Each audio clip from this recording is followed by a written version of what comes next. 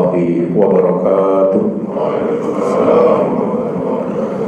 Alhamdulillahi rabbil alamin, wassalatu wassalamu ala asyrafil anbiya'i wal mursalin sayyidina wa maulana wa habibina wa syafi'ina wa ala alihi wa ashabihi wa sahabatihi ajma'in. Allahumma salli ala sayyidina Muhammadin tibbil qulubi wa dawaiha, afiyatil abdani wa shifaiha, wa nuril absari wa diyaiha, wa ala alihi wa sahbihi wa sallim.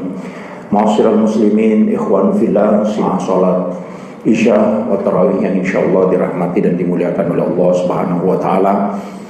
Malam ini kita kembali melanjutkan kajian masalah di seputar masalah akikah.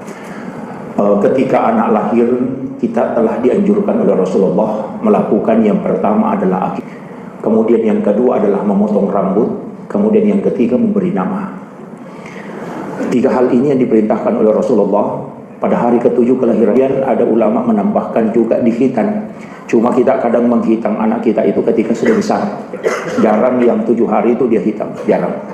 Jadi masalah binatang yang dijadikan sebagai akikah, Rasulullah itu dalam hadis-hadis, saya pernah ngaji sama dibahas betul berbagai hal yang berkaitan dengan akikah, dan banyak memang yang kita belum sempurna, tapi dia masuk mustahab. Yang pertama adalah kambing yang disembelih, usahakan tulangnya tidak dipatahkan. Itu satu. Usahakan tulangnya tidak patah. Jadi kalau tulang itu hanya terlepas dari tulang punggung dan bagian perut, sehingga tulang rusuknya tidak patah. Jadi itu tulangnya harus memanjang. Kulitnya itu digunakan sebagai pembungkus, tulangnya nanti kemudian ditanam. Itu yang sunnah. Jadi kapan ada kambing yang kita jadikan binatang akikah kemudian tidak ada tulangnya yang patah, itu tulang binatang kambing itu 60, persis dengan jumlah potongan tubuh bayi itu. Ingkar itu, maka anak itu dijamin tidak akan patah tulangnya hingga dia meninggal. Nah, makanya ini yang susah kita lakukan. Makanya orang Arab itu ketika dia untuk binatang akikah, dia pakai pisau kecil yang bengkok itu.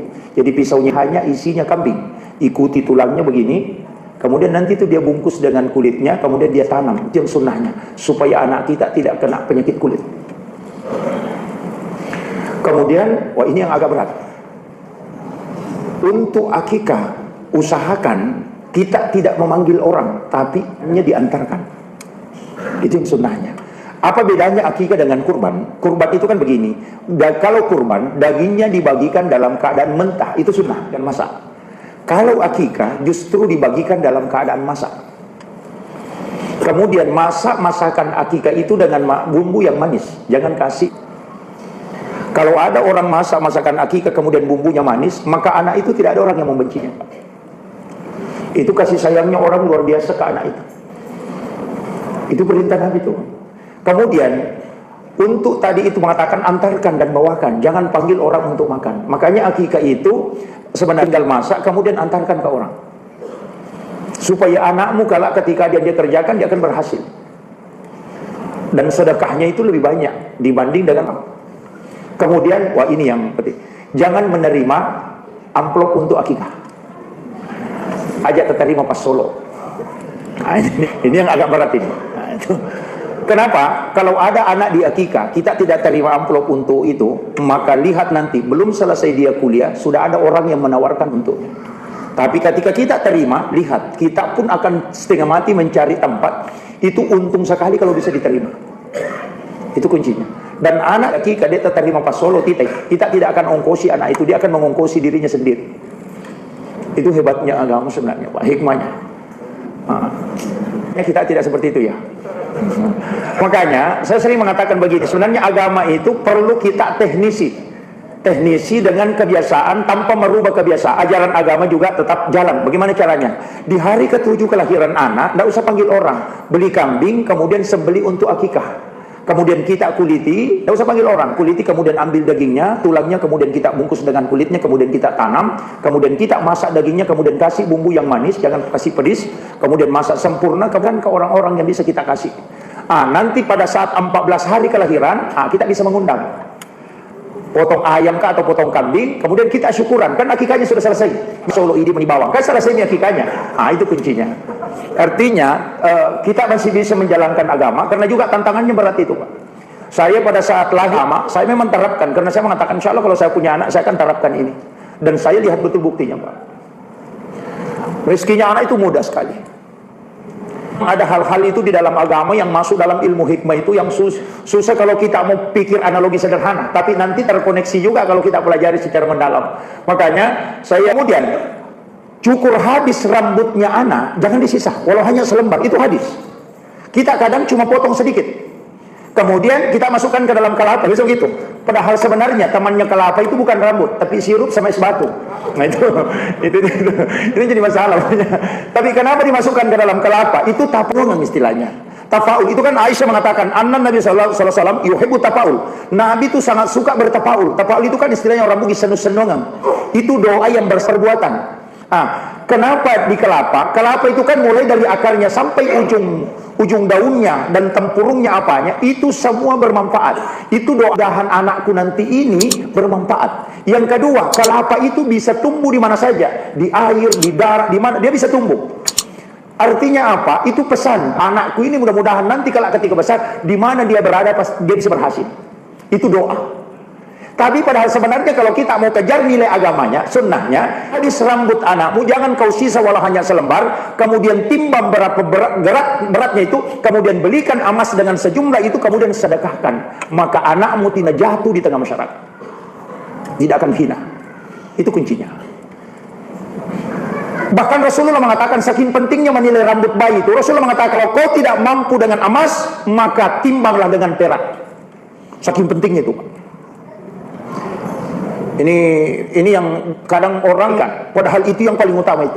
Dicukur habis. Makanya Dr. Masaru Emoto, kemudian ada peneliti itu dari Inggris, meneliti rambut bayi. Kenapa rambut bayi itu selalu berminyak?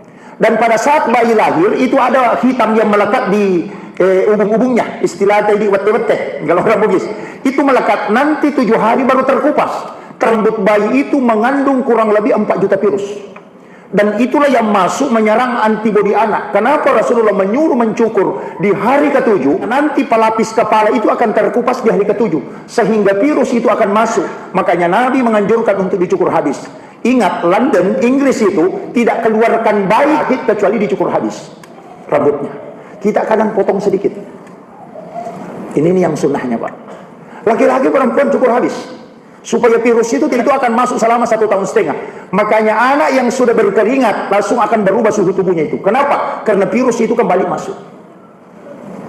Ini teliti, dan itu ahli sudah teliti. Rasulullah sebelum diteliti ahli, dia sudah tahu. Bahkan pernah saya baca satu buku itu, The Magician of Water. Baca, dan ternyata di Jepang itu ada obat terbuat dari air biasa. Dan itu diteliti, dan ternyata betul, Pak. Salah satu cara menyembuhkan penyakit itu tanpa obat.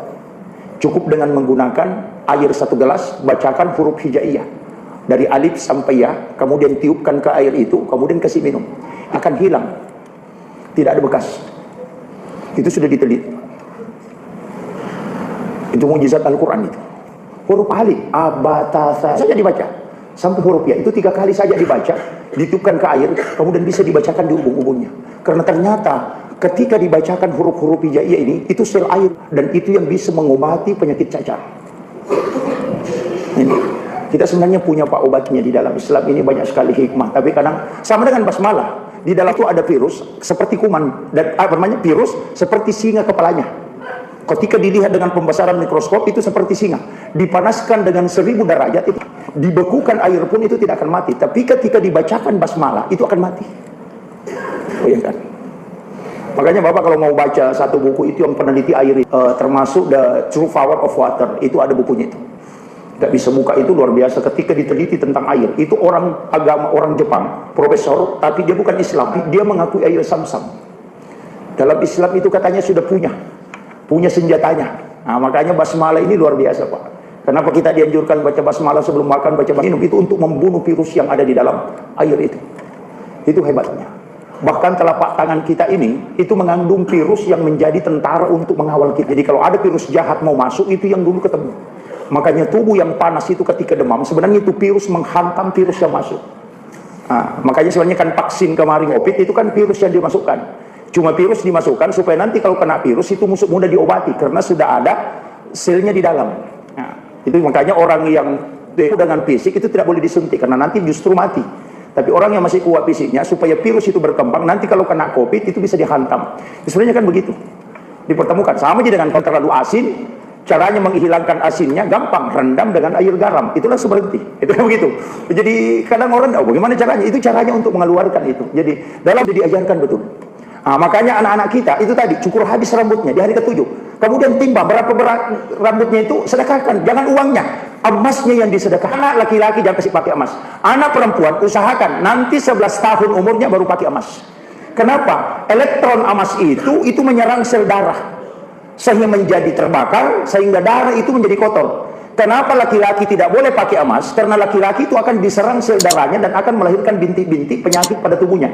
Puan pakai emas tidak masalah karena dia haid.